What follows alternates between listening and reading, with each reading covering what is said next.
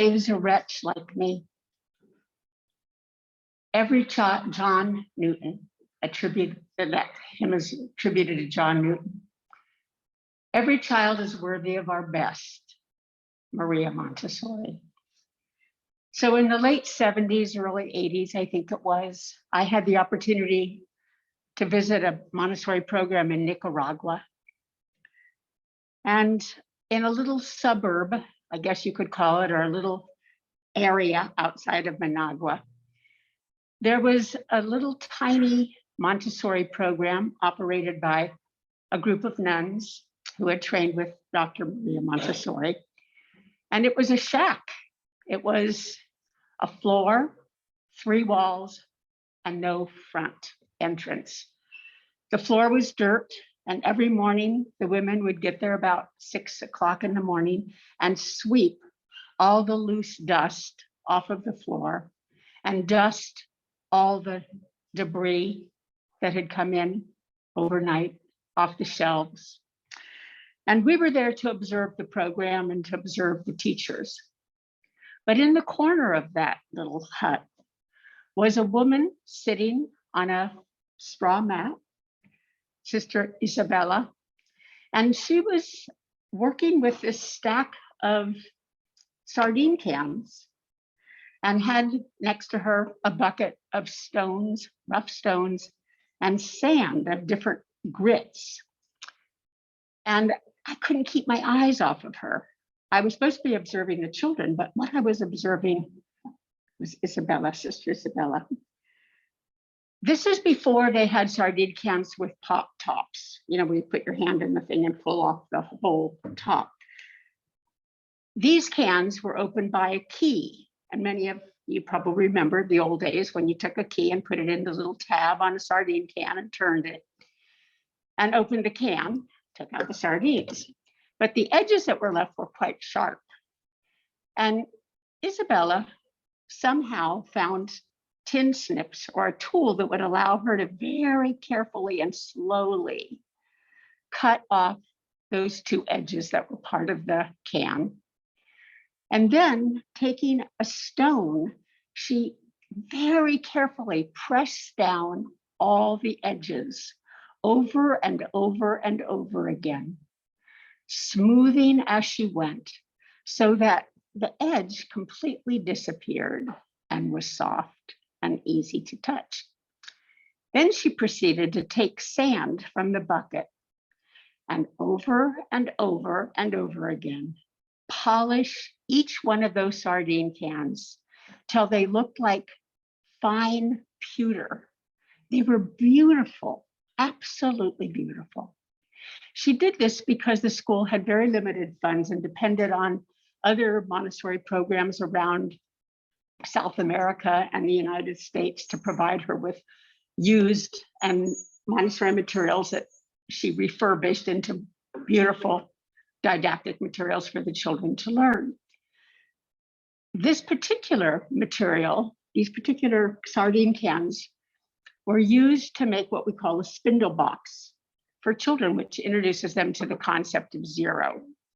So after polishing 10 of these sardine cans into these beautiful containers, she took electrical tape that had fallen off the back of a truck that went by her school and very carefully put it around the top so that it was absolutely perfectly placed.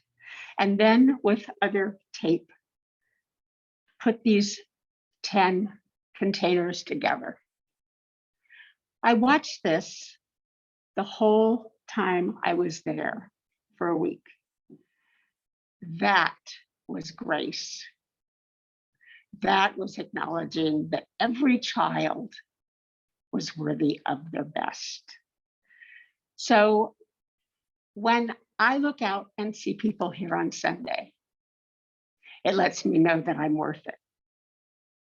And when I dress up for Jane Rubenstein, it's because you're worth it. Thank you.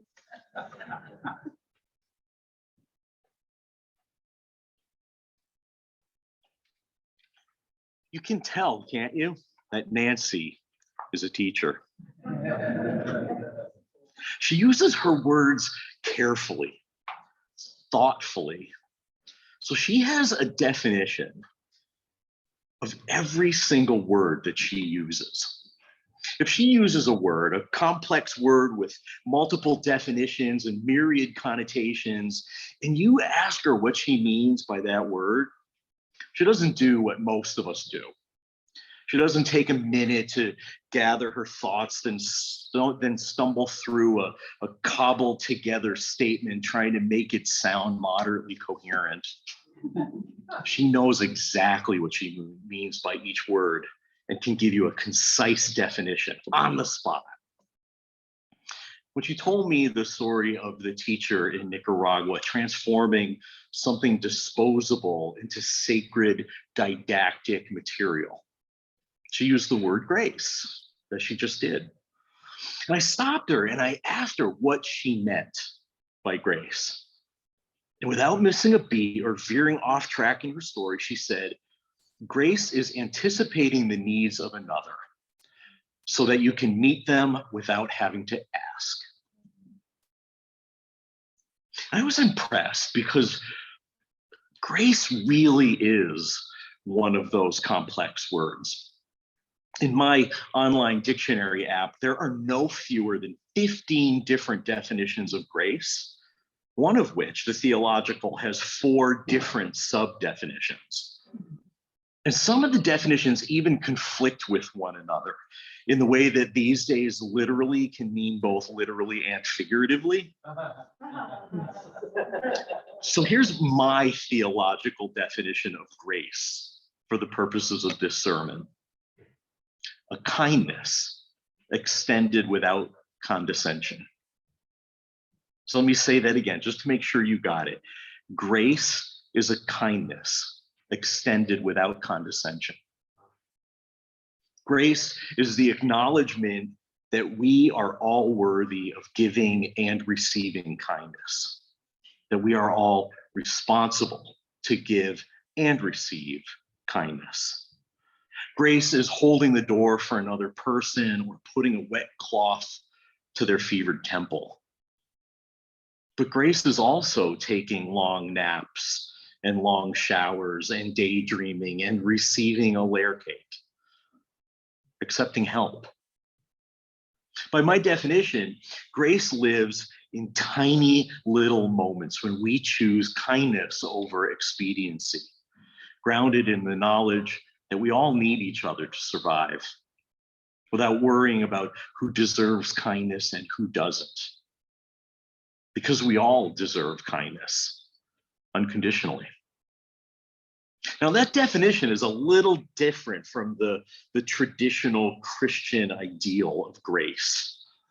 And you get a sense of that theological definition from the hymn Amazing Grace, which is part of the soundtrack of the American Civil Rights Movement. In that song, grace was afforded to the author, John Newton, the wretch who had sold human beings as chattel into slavery. And grace came to him by seeing and accepting and fearing God, and grace was extended to him by God. In that kind of traditional Christian theology, that's the only way that grace comes. You're forgiven of your sins, you're made whole again, and granted eternal peace only through the grace of God. So the implication is that humans don't have to forgive and be kind because that's God's job, not ours. It doesn't matter what kind of terrorism you engage in. It doesn't matter how horrifically you're treated in this life. If you accept God, all will be made right in the next life, in the theology of amazing grace. And I can see how that theology would be really comforting for someone who has known endless oppression and suffering in life. There's so much hope in the belief that things will get better and that suffering serves a greater purpose in the next life, if not this one. But that theology is so different from our first principle, in which we affirm the worth and dignity of every person. Our first principle isn't looking toward an afterlife. It's grounded in the here and the now. We anticipate the needs of others. We extend them kindness without condescension here and now, because they have worth and dignity. And we extend kindness without condescension because we have worth and dignity, which compels us to act with that kind of grace. You are valuable and important, and I am valuable and important. You are honorable and sacred, and I am honorable and sacred. So for us, worship, this thing that we do together on Sunday morning, is about expressing the universality of worth and dignity. For us, it isn't about the God that is worthy of giving shape and meaning to. For us, it's celebrating the experiences of all living beings. That's what gives shape and meaning to existence. Joys and concerns is our didactic material, our tool for teaching. It's ironic that we had so few joys and concerns to share this morning, because those are what we use to teach grace. Each time we share a story, a milestone, or a prayer request, it's like we're polishing our little sardine cans. Each time we listen patiently or try to listen to a weak or shaky voice, even if we can't make out a word of it, we're polishing those sardine cans, making something precious and valuable from the ordinary, or making something sacred from the everyday. When our didactic material, our joys and concerns, is polished each week, we're offering cold water to the thirsty and mango slices to the hungry. We're giving up perfectionism and productivity. It's when we stop doing and we start being. We share and we listen, even when it's hard. Joys and concerns ensures that even when we don't make it out alive physically, we continue in the minds and the spirits of others. We're reminded that life in all its messiness and its glory is cherished, even after the inevitable. Extending kindness to each other, being the givers and receivers of kindness, is the core of our being together. It's the center of our worship experience.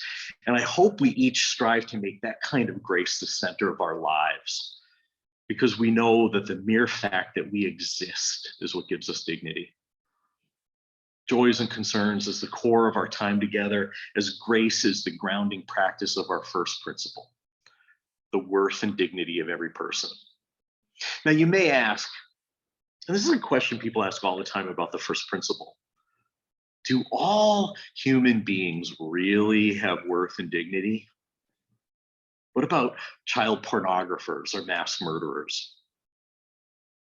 And I think the key to the answer lies in the word inherent. Inherent. We are born with it. We are born with worth and dignity. They're innate. Now, some abandon their own worth and their own dignity by denying their responsibility to extend kindness without condescension. They lift themselves up by tearing others down. While they may have stripped themselves of their dignity, they still can't change. They're always still worthy of the chance to at least try. I think the inherentness of worth and dignity is a big part of what defines us as Unitarian Universalists. It doesn't make us unique, but it's core to our self-identification. It's what grounds our practices. Our first principle calls on us to assume that everyone deserves our respect. Everyone deserves our grace, our kindness without condescension. It feels kind of rare in a world where I'm afraid too many people seem to think that nobody is deserving of respect or grace until they earn it. So many interactions with strangers seem to convey the message that I don't owe you anything until you prove to me that you deserve my respect. There's not a lot of grace there. And I think this is the power of Unitarian Universalism. I also think this is the power of the practice of nonviolence. In the face of an oppressor who places limits and conditions on respect, denying respect to huge swaths of people, King and his predecessors like Gandhi and Thoreau practiced grace. Their lesson, their example is difficult to practice, but simple to understand. Even though others have forfeited their dignity, that doesn't mean that you have to give up yours. In fact, that's exactly the time when you dig into your reserves. In the face of oppression, be with your loved ones and your allies. Treat yourselves well. Take naps and long showers. Bask in the kindness of loved ones. Offer them mango slices and wet cloths on fevered temples. Affirm your dignity by raising up theirs, beginning with the simple act of listening. And be mindful that your oppressors, like John Newton, just might open their eyes to all they haven't yet seen and be released from the prison of their own making. And if we're lucky, someday, the same thing might just happen to us. Please rise now in body or in spirit and open your teal hymnals to number 1008, When Our Heart is in a Holy Place.